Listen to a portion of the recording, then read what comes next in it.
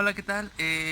Este video va a ser un poco diferente ya que lo tengo dedicado a una investigación filosófica. Eh, Soy un estudiante de la UB, mi nombre es Pedro Garrido, que como ya muchos saben, y mi investigación se trata sobre el transhumanismo, posthumanismo en una visión equivocada de la cinematografía actual. Entonces, pues más adelante vamos a hablar de ese tema completamente, sus pros, sus contras, y vamos a retomar algunos matices y vamos a poner varios ejemplos. Pues bien, me parece que esas visiones negativas del transhumanismo, poshumanismo, se deben a los hechos históricos, de cómo la humanidad ha caído en esos errores. Pues bien, en mi trabajo trataré de buscar ese punto medio, también dando un poco de ejemplos para que me puedan entender más fácil y ver cómo esas visiones negativas no son necesariamente que sean así para poder tener un avance en la tecnociencia o en la bioética o en estos campos donde normalmente se recurre a cuestiones negativas. Antes de empezar en sí mi tema, me gustaría aclarar qué es el poshumanismo y lo voy a dividir en dos partes. La primera, vamos a dividirlo en lo que sería la evolución del humanismo, considerado clásicamente en cuestión del renacentismo, en el concepto del renacentismo. Entonces esa sería la primera definición, como una superación del humanismo. El segundo concepto, el que quiero abordar del poshumanismo, es como aquella evolución que supera al transhumanismo, que supera precisamente el humanismo ya aceptado, ya superado en un transhumanismo, y ese transhumanismo superándose a sí mismo como un poshumanismo. Ahora, esta evolución sería una evolución física, una evolución intelectual. ¿A qué me refiero con esto? A que, por ejemplo, aquellas personas que usan prótesis en sus cuerpos, que pierden una extremidad, ya serían parte del transhumanismo. Ahora, la teoría en sí es que tengamos modificaciones para estar en nuestro entorno y comportarnos de forma diferente, acoplarnos a la naturaleza. Ahora, si aceptamos esta premisa como cierta, estaríamos diciendo, o yo veo el problema, que estaríamos diciendo que el simple hecho de usar vestimenta ya seríamos transhumanistas, porque nos estaríamos adaptando a un ambiente natural no apropiado para nosotros. Entonces, ese sería transhumanismo, y al superar esta etapa pasaríamos al poshumanismo. Ahora bien, estas visiones negativas me parece que vienen, como ya repetí, de los hechos históricos que ha pasado el humano dentro de la historia. ¿A qué puedo referirme con esto? Pues les voy a poner un ejemplo muy claro. El hecho de que se haya buscado un mejoramiento de la raza en conquistas, por cuestiones económicas o intereses políticos, el hecho de mejorar la raza químicamente, biológicamente, de muchas formas, me parece que esto nos ha llevado a guerras. El ejemplo claro es el de la Segunda Guerra Mundial, por ejemplo, también la conquista en África, cuando fue millones de personas muertas.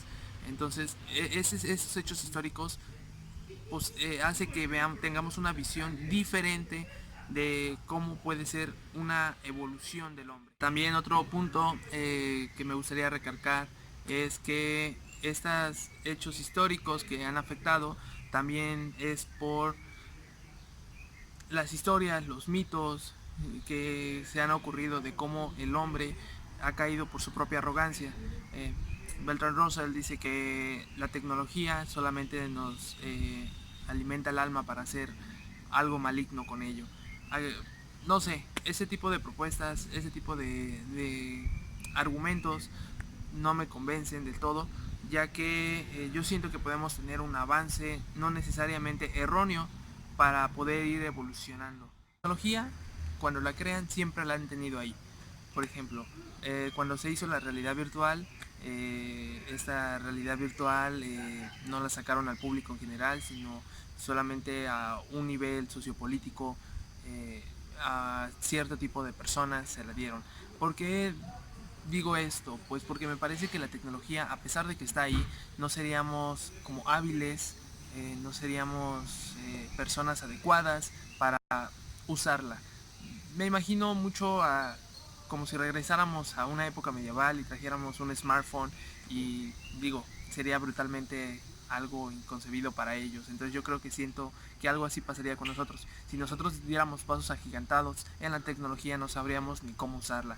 Digo, yo a mis 23 años todavía no sé ni cómo usar un Bluetooth o cómo funciona el CD en realidad. Entonces yo siento que es algo que sí impactaría mucho en nosotros.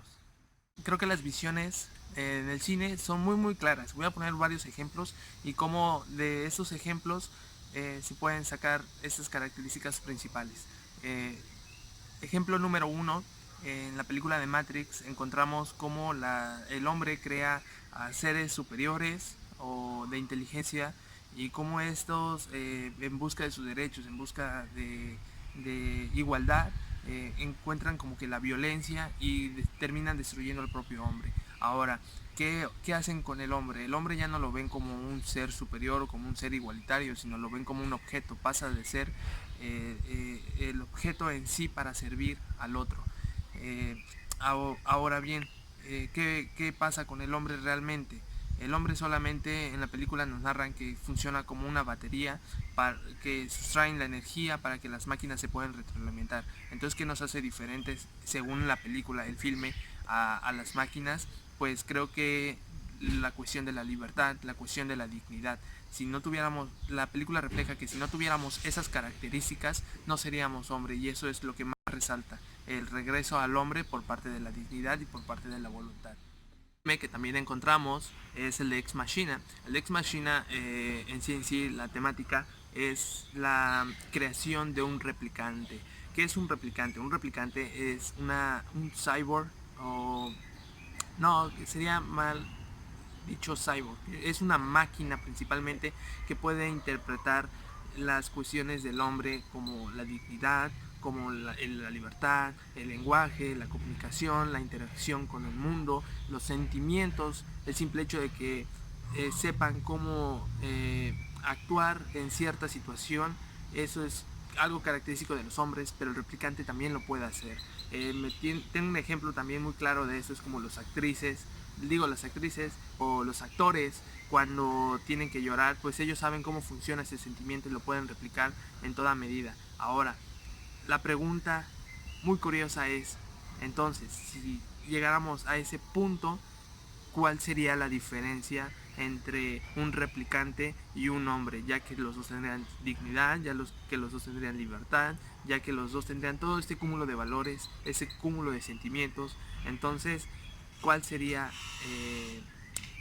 la diferencia entre ellos? Obviamente esa es una pregunta muy compleja que me gustaría que entrara a reflexión, pero sí, ese punto me parece fundamental en este filme.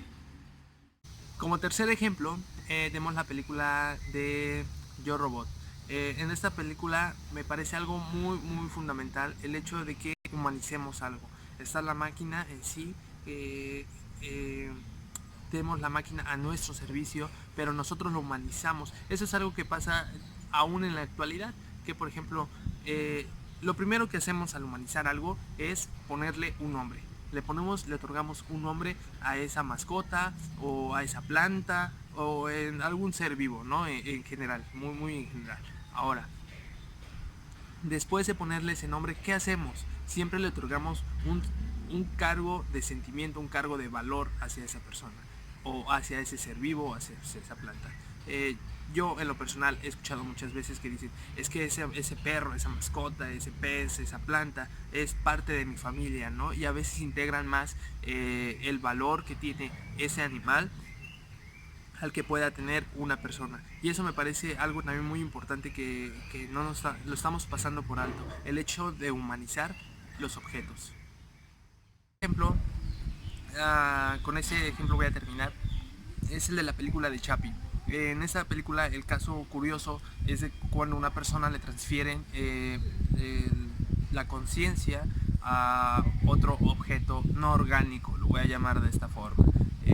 Ahora, después de hacer esto, ¿cuál sería la diferencia entre lo que sería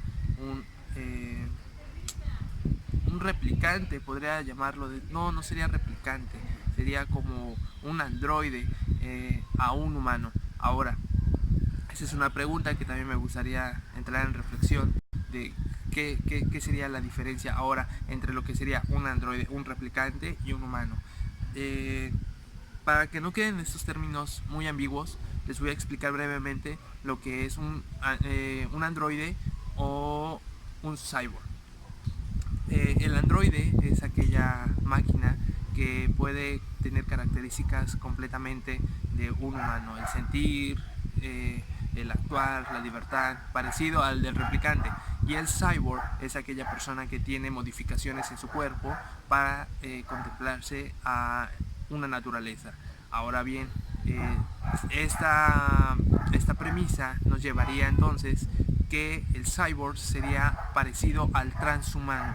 Entonces también estaríamos aceptando que el simple hecho que nosotros usáramos ropa ya seríamos parte de ser un cyborg en sí. La ficción tiene estos cimientos bien puestos para decir una cuestión negativa de un futuro post-humano. Eh, yo siento que no es necesario de esa forma, porque hemos tenido avances en la tecnología sin necesidad de caer en errores. Un ejemplo muy claro de ello, de no caer en errores, es el medio del Internet. El medio del Internet ha sido un avance a pasos agigantados, hemos compartido información, las videollamadas, o sea, ese tipo de cosas hechas por el Internet no es necesariamente que caigan en errores, sino ha sido algo evolutivo constantemente. Entonces yo siento que estos hechos se pueden encontrar aún mucho más ejemplos, pero siento que no es necesario caer en errores para que tengamos una visión totalmente negativa de estas cuestiones. Conclusión que le puedo dar en general a todo este panorama es de que la cinematografía tiene una visión equivocada, pero no porque ellos hayan querido, sino porque históricamente así se ha hecho. Eh, a mí me gustaría ver en un futuro que la posmodernidad, que los seres postmodernos, podría llamarlo de esa forma, los transhumanos y los seres humanos puedan vivir en armonía constantemente.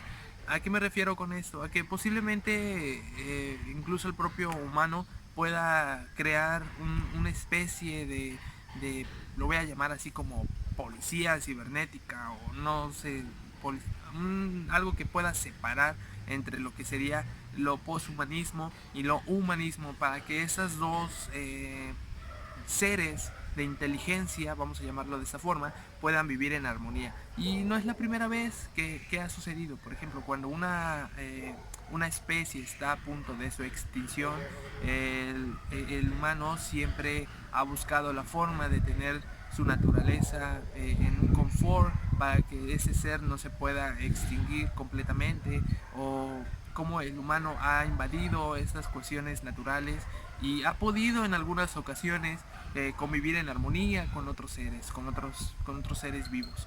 Entonces yo siento que este medio de inteligencia artificial o postmodernidad también puede tener una equivalencia con el humano en un entorno natural.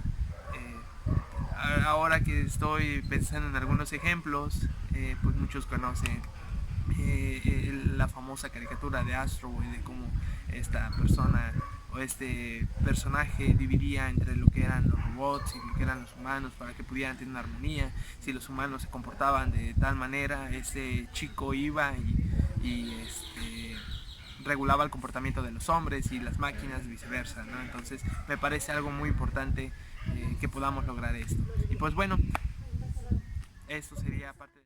Y pues bueno, les repito, yo soy Pedro Garrido, de la Universidad Veracruzana, de la Facultad de Filosofía. Si quieren saber un poco más del texto de mi investigación, lo pueden encontrar en la parte de aquí abajo.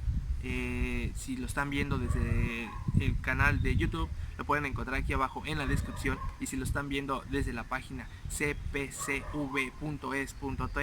el link lo van a encontrar en la parte de arriba para que puedan descargar el archivo y puedan checar un poco más de la investigación. En el canal también estarán otros dos videos, también se los pondré en la descripción, de unos compañeros que también hicieron un tema de poshumanismo, transhumanismo, y en la página CPCV también pueden encontrar los trabajos completos de amplia investigación del transhumanismo, poshumanismo. Y bueno, eso fue todo por mí y nos estaremos viendo en la siguiente. Gracias.